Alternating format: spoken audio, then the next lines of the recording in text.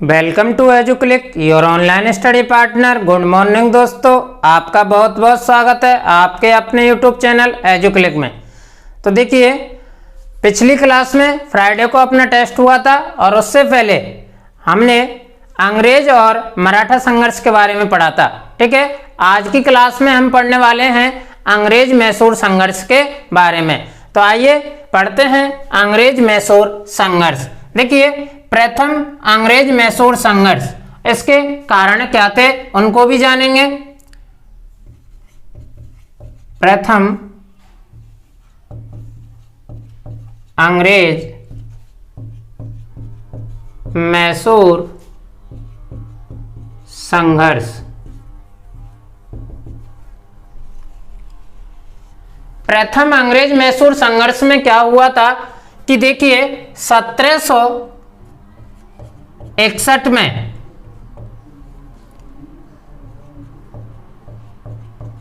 मैसूर के शासक नंदराज से हैदर अली ने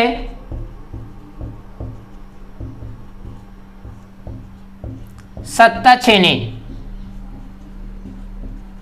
ठीक है, और यह हैदर अली स्वयं क्या बन गया? सर्वे सर्वा बन गया। सर्वे सर्वा बन गया। ठीक है, इसके बाद क्या होता है कि 1767 में मैसूर के शासक की मृत्यु हो जाती है। शासक की मृत्यु हो जाती है और यह हैदर अली क्या बन जाता है? अपने आप को शासक घोषित कर देता है। ठीक है, इधर जो अंग्रेज लोग होते हैं ये इस हैदर अली की बढ़ती हुई महत्वाकांक्षा को देख करके अंग्रेज मराठों वे निजाम के साथ मिलकर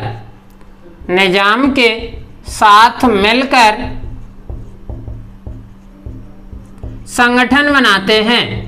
ठीक है, यानी हैदर अली के विरुद्ध युद्ध की योजना बनाते हैं अंग्रेज लोग, लेकिन हैदर अली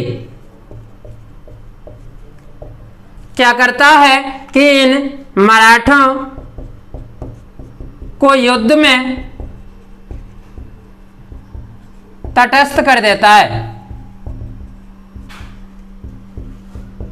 ठीक है, और निजाम को अपनी ओर मिला लेता है। निजाम को अपनी ओर मिलाता है। इसके बाद क्या होता है कि हैदर अली के विरुद्ध अंग्रेज युद्ध की घोषणा कर देते हैं और अंग्रेज प्लस हैदर अली इन दोनों में क्या हो जाता है? युद्ध हो जाता है। ठीक है, युद्ध में हैदर अली की जीत होती है। ठीक है, और अंग्रेज लोग हार जाते हैं। अतः दोनों के मध्य, अंग्रेज और हैदर अली के मध्य 4 अप्रैल 1769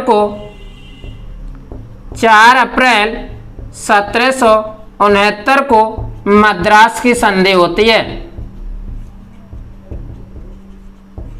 ठीक है, और इस मद्रास की संधि के तहत अंग्रेजों ने जो प्रदेश जीते थे वो हैदर अली को लौटाने पड़ते हैं। ठीक है, यह एक अपमानजनक संधि होती है अंग्रेजों के साथ में। ठीक है, तो यह हुआ प्रथम अंग्रेज मैसूर संघर्ष।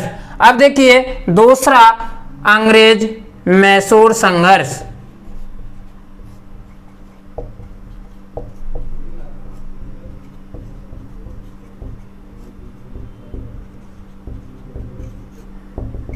देखिए, दूसरे अंग्रेज मैसूर संघर्ष का कारण क्या था कि अंग्रेज प्रथम हार का बदला लेना चाहते हैं। बदला लेना चाहते हैं। ठीक है, तो ये अंग्रेज हैदर अली के विरुद्ध युद्ध की घोषणा कर देते हैं। हैदर अली के विरुद्ध युद्ध की घोषणा करते हैं। ठीक है, और इस युद्ध में जो हैदर अली होता है वह सफलतापूर्वक मुकाबला करता है।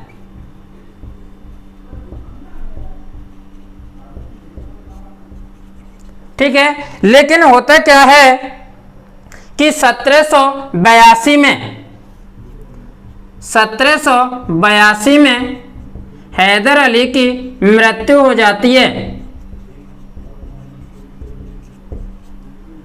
और इसके बाद में 1 वर्ष तक हैदर अली का पुत्र टीपू सुल्तान अंग्रेजों से युद्ध करता है।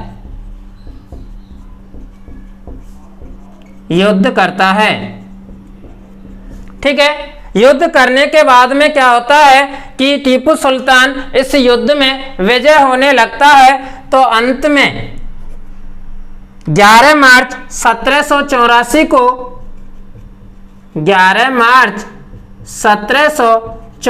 को टीपू सुल्तान और अंग्रेजों के मध्य एक संधि होती है। ठीक है, और इस संधि का नाम होता है मंगलौर की संधि।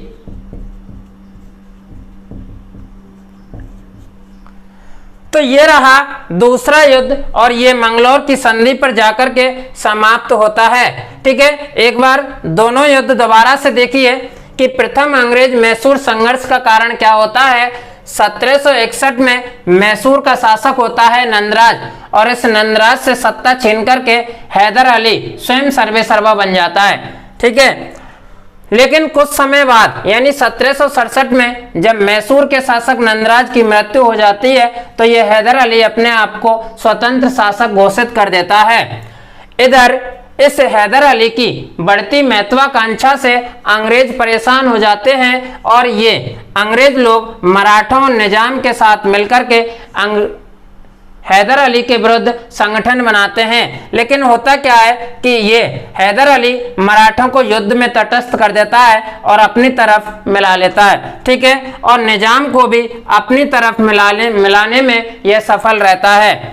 इसके बाद में अंग्रेज और हैदर अली की सेना में युद्ध होता है और युद्ध में हैदर अली की जीत होती हुई दिखाई देती है और अंग्रेज हार जाते हैं। तो दोनों के मध्य में अंग्रेज और हैदर अली इन दोनों के मध्य में 4 अप्रैल 1769 को मद्रास की संधि होती है। इस मद्रास की संधि में क्या होता है कि अंग्रेजों द्वारा जो भी विजित प्रदेश हैं वो हैदर अली को लौटाने पड़ते हैं। ठीक है, उसके बाद द्वितीय युद्ध शुरू होता है दोनों के मध्य में और द्वितीय युद्ध का कारण होता है कि अंग्रेज अपनी प्रथम हार का बदला लेना चाहते हैं।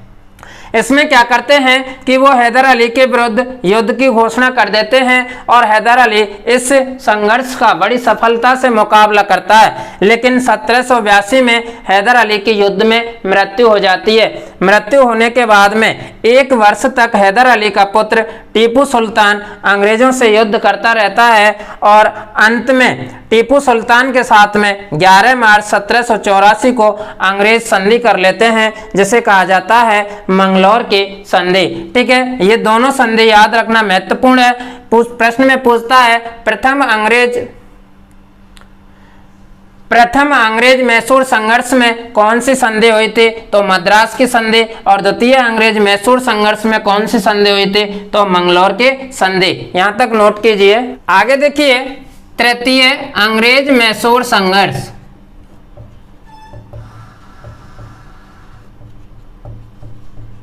अंग्रेज मैसूर संघर्ष, देखिए इस संघर्ष का कारण क्या होता है तीसरे अंग्रेज मैसूर संघर्ष का, कि अंग्रेज लोग टीपू सुल्तान का प्रभाव समाप्त करना चाहते हैं। ठीक है, इधर क्या होता है, टीपू सुल्तान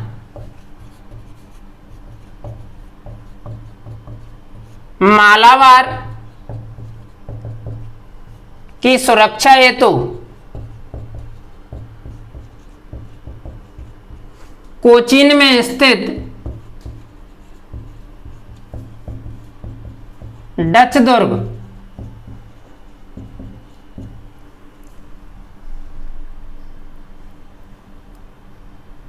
कागनूर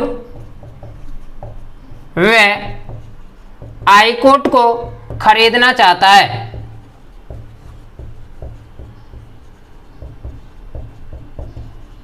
लेकिन त्रावणकोर का जो शासक होता है, लेकिन त्रावणकोर का राजा इन दुर्गों को खरीद लेता है।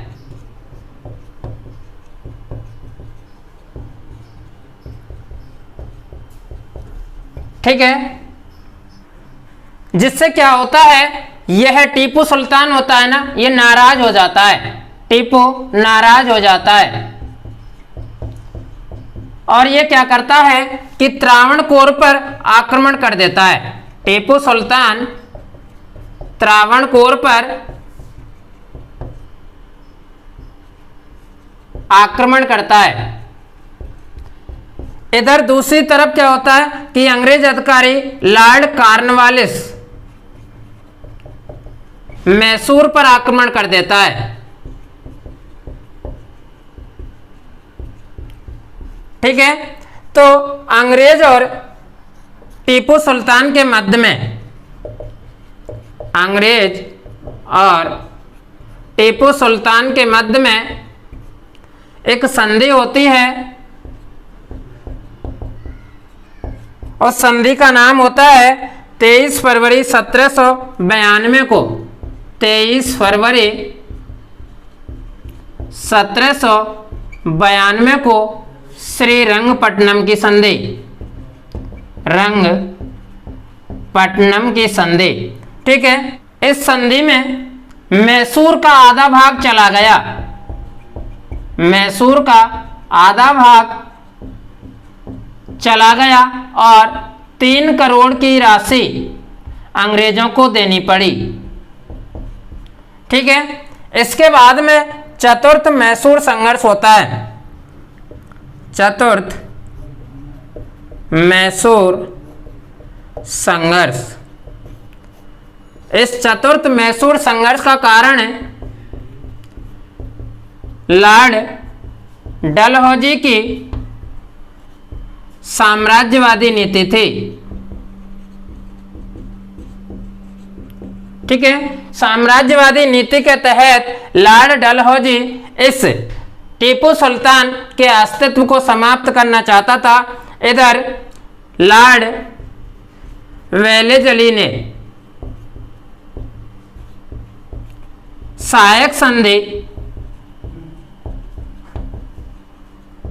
के माध्यम से टीपू को अपने अधीन करने की सोची, लेकिन टीपू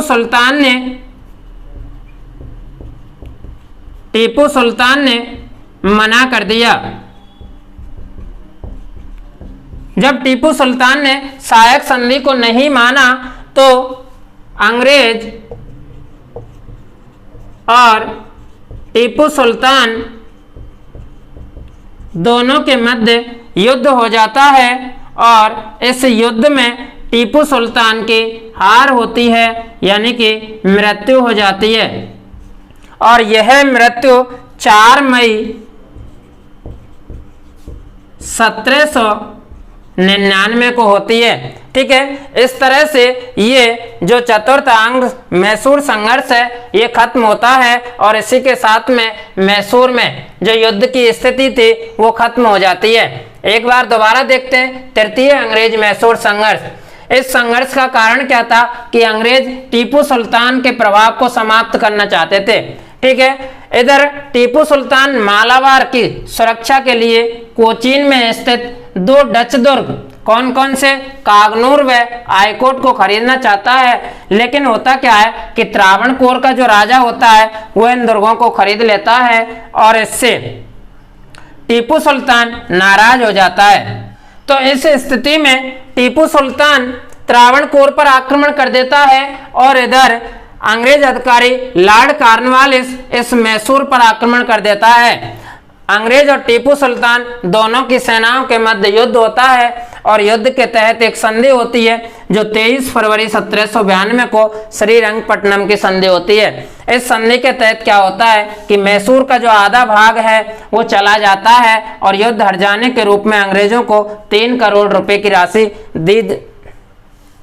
देनी होती है। अगला चतुर्थ मैसूर युद्ध का कारण लॉर्ड डलहौजी की साम्राज्यवादी नीति होती है। ठीक है, दूसरी तरफ लॉर्ड वेलेजली ने टीपू सुल्तान को अपने अधीन करने और मैसूर को अपने साम्राज्य में मिलाने हेतु सहायक संधि का आरोप लगाया था। तो टीपू सुल्तान ने क्या किया, इस सहायक संधि करने से मना कर दिया। तो अंग्रेज और टीपू सुल्तान के मध्य युद्ध होता है। इस युद्ध में 4 मई 1799 को टीपू सुल्तान की मृत्यु हो जाती है और अंग्रेज मैसूर जो संघर्ष है वो खत्म हो जाते हैं। ठीक है, यहां तक नोट कर लीजिए, ये रहा अंग्रेज मैसूर संघर्ष। अगला टॉपिक है अंग्रेजों के साथ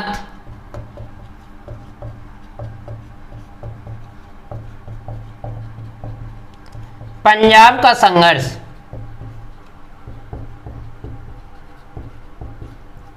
देखिए, अंग्रेज और पंजाब संघर्ष के कारण क्या थे कि अफगानिस्तान का एक शासक था, शासक ने क्या किया, रणजीत सिंह को पंजाब का शासक बना दिया। ठीक है, पंजाब का शासक बनाने के बाद में इधर यह रणजीत सिंह सतलज नदी के पूर्व, सतलज नदी के पूर्व के प्रांतों पर अधिकार करना चाहता था, प्रांतों पर अधिकार करना चाहता था, लेकिन सतलज नदी के पूर्व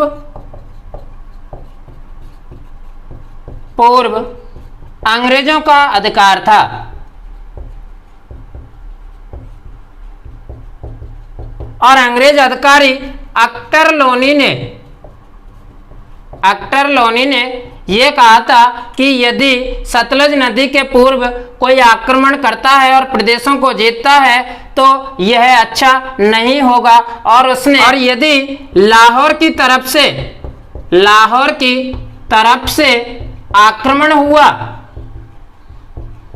आक्रमण हुआ तो उसे भुगतना पड़ेगा। इधर रणजीत सिंह ने क्या किया, 1809 में आक्रमण कर दिया। तो इसके बाद में 1809 में इनमें संधि हो जाती है और संधि का नाम होता है अमृतसर की संधि। ठीक है, और ये अमृतसर की संधि 25 अप्रैल 1809 को होती है। इस संधि के बाद में क्या होता है कि जब तक रणजीत सिंह शासक बनता है तब तक तो स्थिति पंजाब में ठीक रहती है, लेकिन रणजीत सिंह की मृत्यु के बाद खड़ग सिंह शासक बनता है।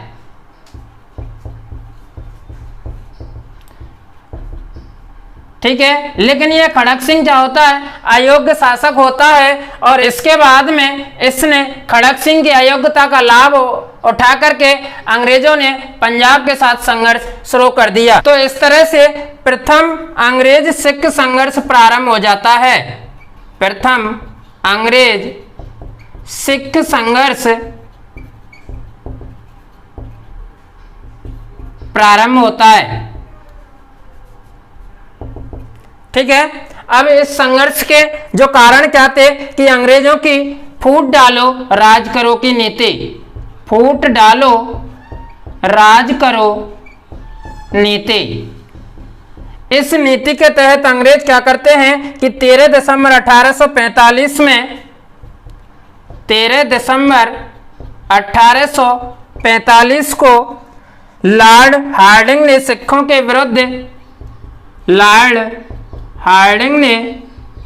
सिखों के विरुद्ध युद्ध की घोषणा कर दी। ठीक है, और इसके बाद में 1840 में सबराओं के युद्ध में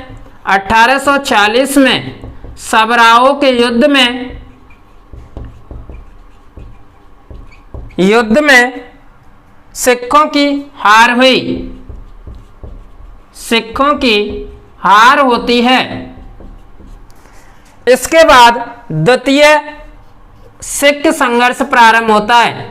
द्वितीय अंग्रेज सिख संघर्ष।